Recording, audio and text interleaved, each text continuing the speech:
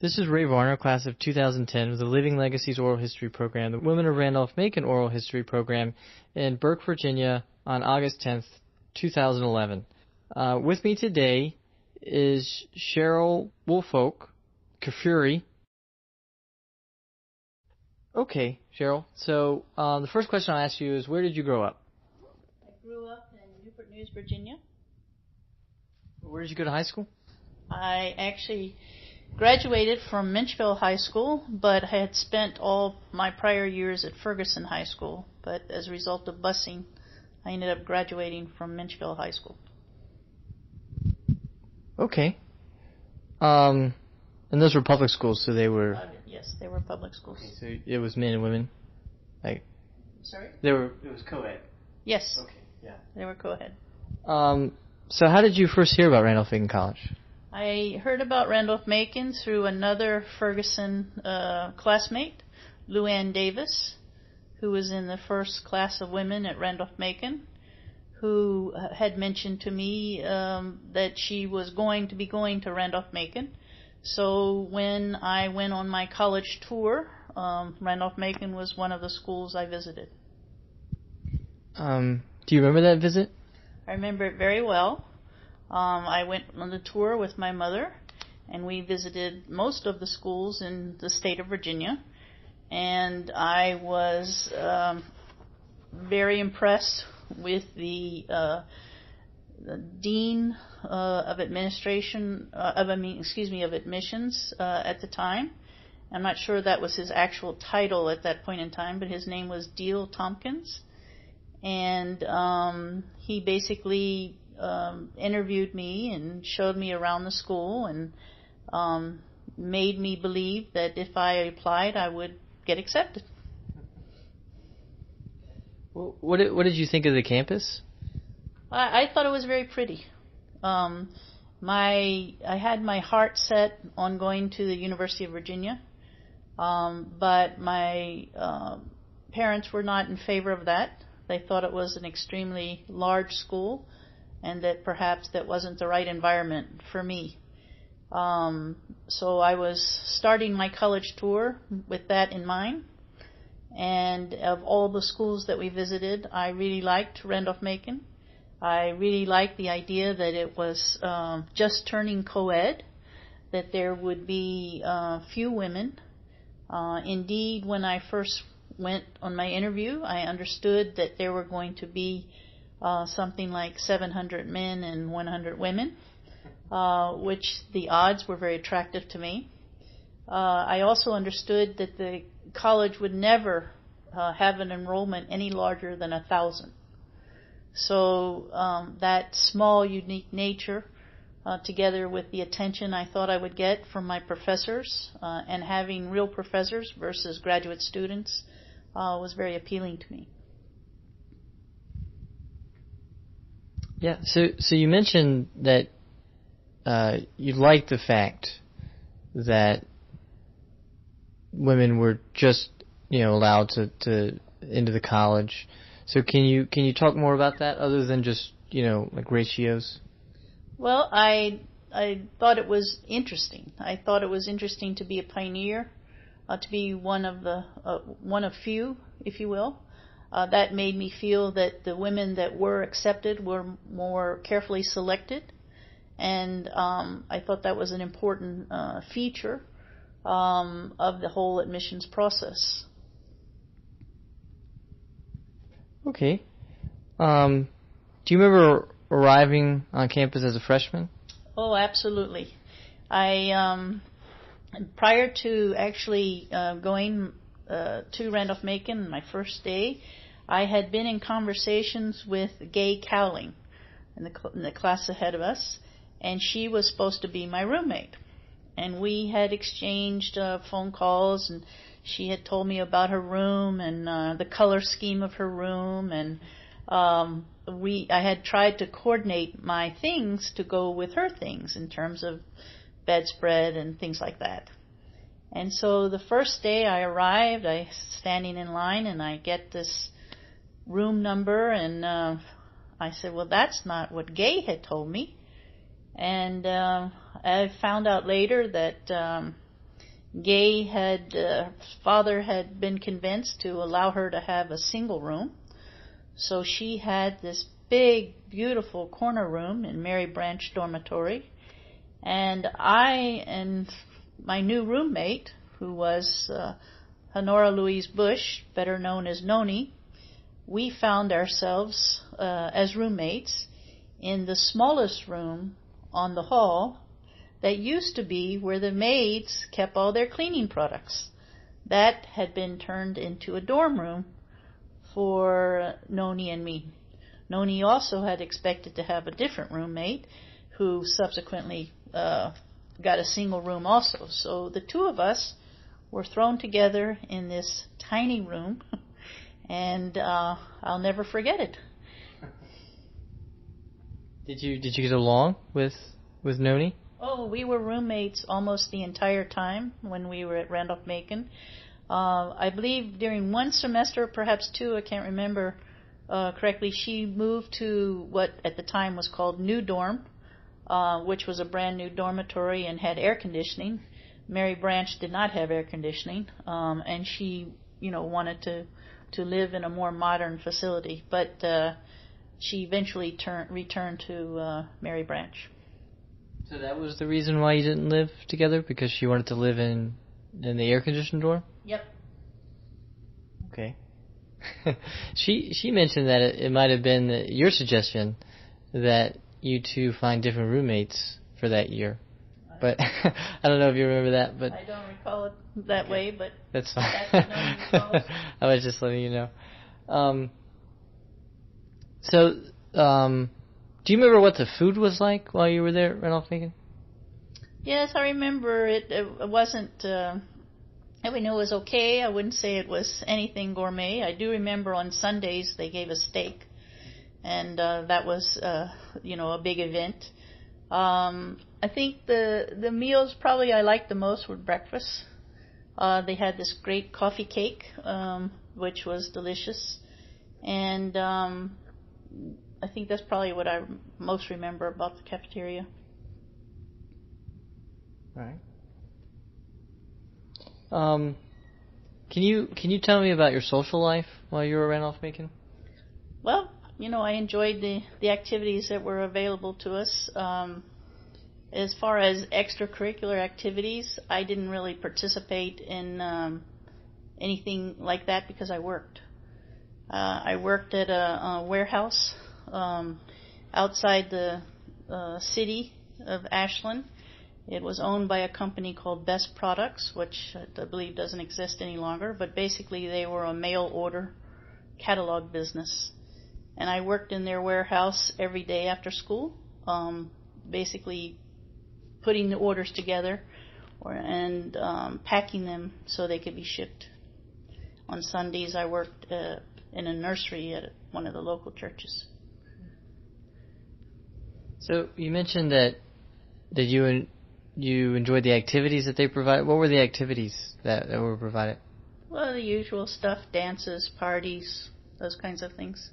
That Randolph-Macon organized? Or Well, Randolph-Macon or fraternities or whatever. Okay. So you weren't involved in any clubs or other things like that? No, didn't have time. Okay. So it was just a time issue. I mean, you feel like they were there, but it's just time? Yeah, I mean, I studied and I worked. That's what I did. Did you enjoy riding bicycles? Yeah, I had a bicycle when I was there, and I had used it mainly for transportation rather than pleasure riding. Oh, okay. All right. So, just Noni said something that you liked bicycles. So, so who were your best friends while you were at college? Well, the first year, I think, because we were all basically in Mary Branch dorm.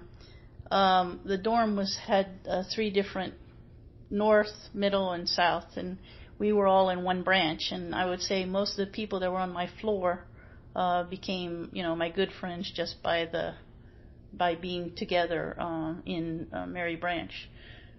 Certainly, I considered Noni a good friend. Ellen Cornelius and Debbie Smith, Becky Baker, Becky Frith, Barbara Lovatis were certainly people that I considered my good friends while I was at Randolph-Macon.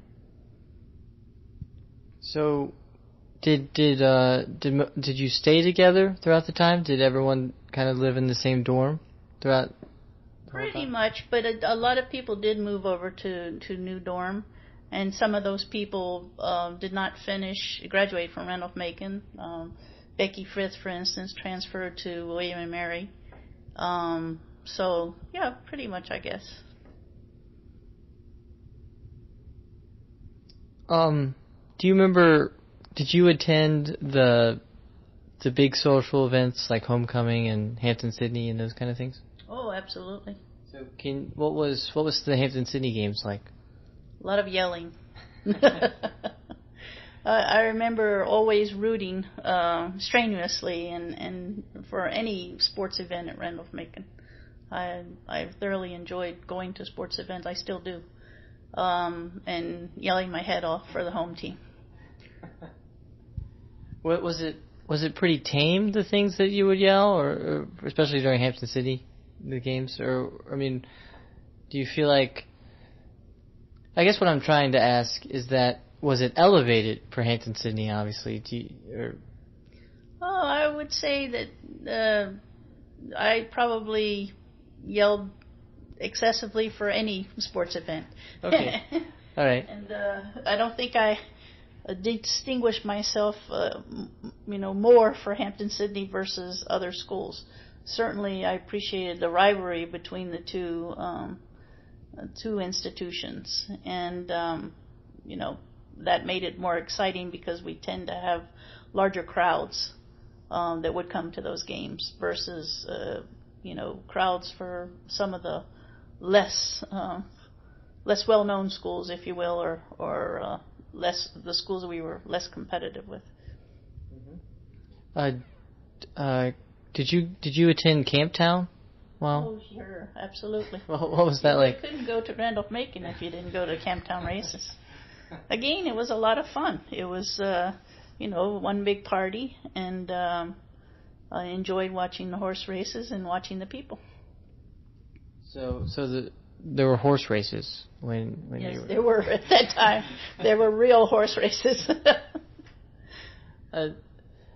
I've heard that colleges, students from all over Virginia would come. Is that true? Do you feel like that?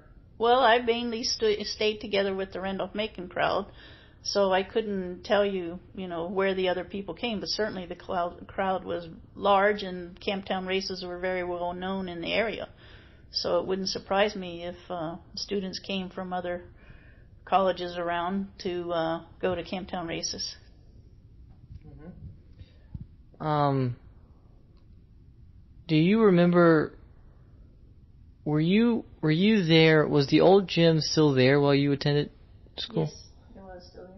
Do you remember when they tore it down? Yes, I remember when they tore it down. Many people were very upset by that. They didn't like the idea that they were tearing that landmark down. As students at the time, I guess you would just, the building had always been there, but did you feel, what did you feel when the building was torn down? Did you share the same opinion? Well, I thought it was sad that they tore it down, just like the Wash Frank Hall that they've now renovated. It seemed to me that if they had wanted to, they could have saved it and renovated it for some purpose, just as they did Wash Frank Hall, just like they've maintained Mary Branch Dorm all these years. So for me, it was very sad.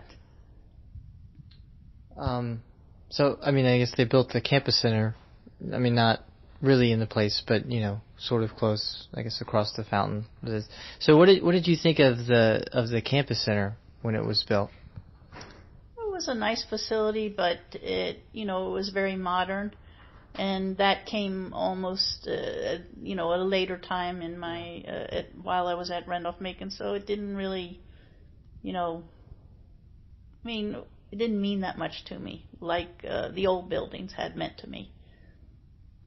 Yeah. Makes sense. I asked that just because everyone now talks about how bad that building is. So I just wonder the opinion of when they actually built it. Like what people thought of it. So I can only imagine. So, what did you think of the visitation policies at the time while you were there? Well, I mean, with respect to men and women, is that what you're referring to? I understood. Some people thought that was horrible and outrageous, and I also know a lot of people that completely ignored the rules with respect to it. I didn't. Not something I dwelled on one way or the other, quite honestly. Okay. So going to academics now, what was your major while you were around? I majored in economics. Did you come in thinking that you would major in economics, or? Not really. I did want to major in something that I thought would be useful in business, and I always enjoyed math, and I thought about majoring in math. Dr. Moore, who was a professor there at the time, was encouraging me to major in math. But at the end of the day, I thought, well, an economics degree would be more useful in terms of finding a job. And since I went to Randolph-Macon with financial assistance, finding a job was important to me. Was Ronald Moore pretty influential in your experience at Randolph-Macon, or? No, I mean, he was influential to the extent that he, encouraged me to pursue, higher math courses.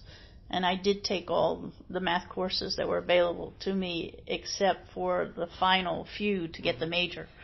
Since Randolph-Macon did not recognize minors at that time, and there was no such thing as a double major, in the end I said, what's the point? Because by that time I had decided to major in economics and didn't see the need to continue taking math courses, because I knew it wouldn't count for anything, so to speak.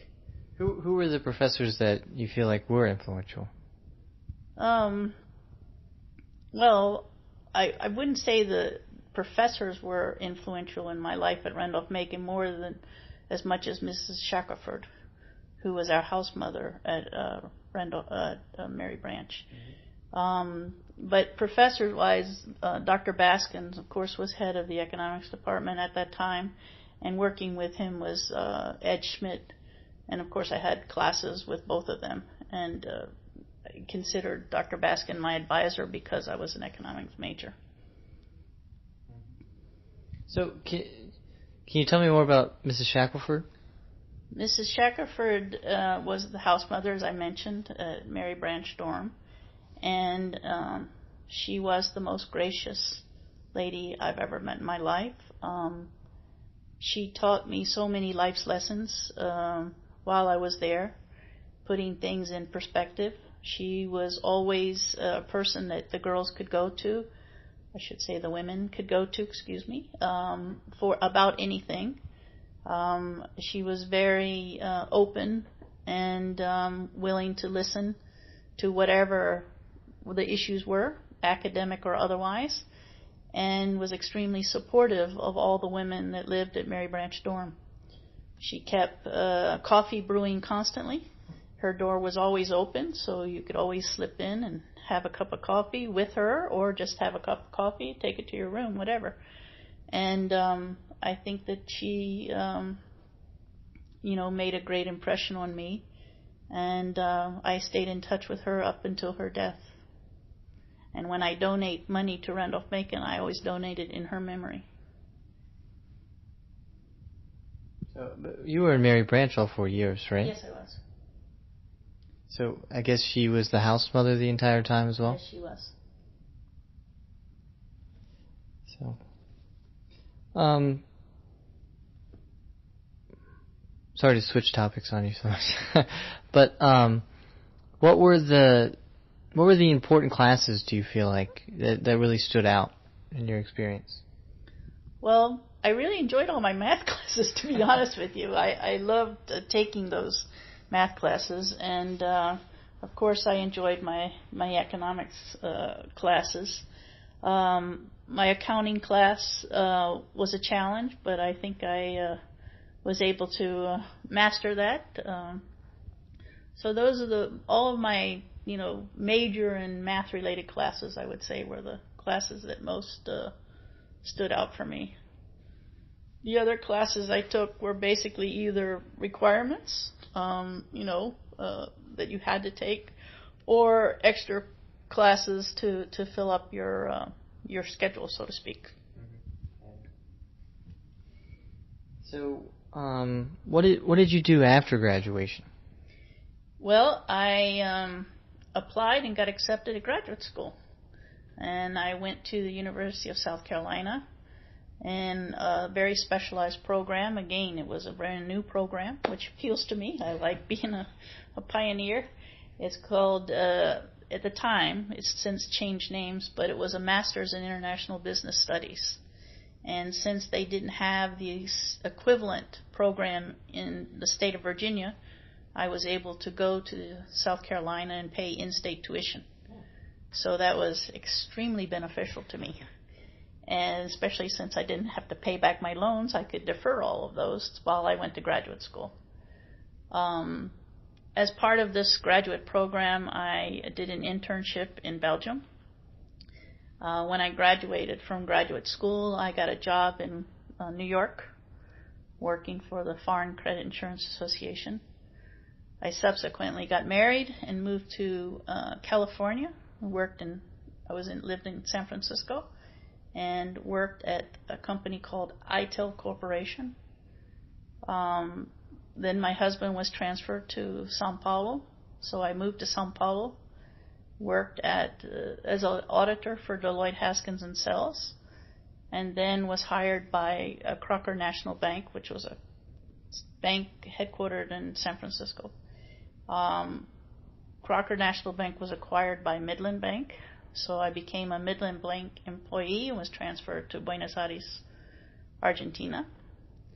Then I returned to the United States and worked for a government agency called the Overseas Private Investment Corporation, and for about 10 years, as a matter of fact. And then I joined the Inter-American Development Bank, and that's where I am now, and I've been there 15 years. So, I mean, you definitely stayed in your field, I guess, in your major field. I mean, throughout the time, in a sense, right? Absolutely. Always in the economics, finance area.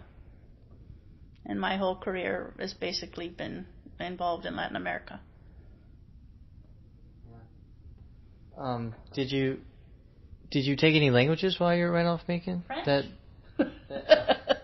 That's why I did my master's program. You had to also study a foreign language at the same time. And of course, since I had already had French, I chose French. And that's why I went to Belgium to do my internship. Makes sense. So how have you stayed in contact with the college since you've graduated? Oh, basically, I stay in contact through the alumni publications we receive, bulletins and things of that nature. I periodically have visitors from Randolph-Macon, director of giving and things of that nature. I went back to Randolph-Macon and was part of a panel for Career Day, talking about our experiences after Randolph-Macon. And then, of course, through my friends. And basically, the person I stay most in touch with is Noni. But I also stay in touch with Peggy Berry Hale, who is now Peggy Unkefer. Who's now Peggy Hale. She used to be Peggy Berry Unkefer. Yeah. But anyway, she's in Europe right now. Yeah. I got that all wrong. So, this is a hypothetical question, but I guess it's hypothetical. I guess it's hypothetical. I don't really know. I say that. Sorry, but if there were an entering freshman I mean, there are a bunch that are just about to start. But if you were to give them any advice, based on your time there and your life experiences, what advice would you give them? I think that they should enjoy and experience everything there is to experience about college, because I think that your education, first of all, is a valuable asset that you take with you anywhere. But the friends that you make while you're in college can become lifelong friends and be valuable to your future as well. And I think that college is just a wonderful experience, and they should take advantage of it in every respect. I particularly think that having a liberal arts education is very beneficial for anyone, because I think it helps you become more well-rounded as an individual. Is there anything that you feel like these questions haven't touched on that you feel like was an important part of your experience, or something that you would like to share? No, I guess we probably touched on all the key points. I thoroughly enjoyed my years at Randolph-Macon. I loved being there. I loved the people I met. I don't regret a day that I applied to Randolph-Macon and not anywhere else. Well, thanks for your help, and that's all the questions that I have. So thank you.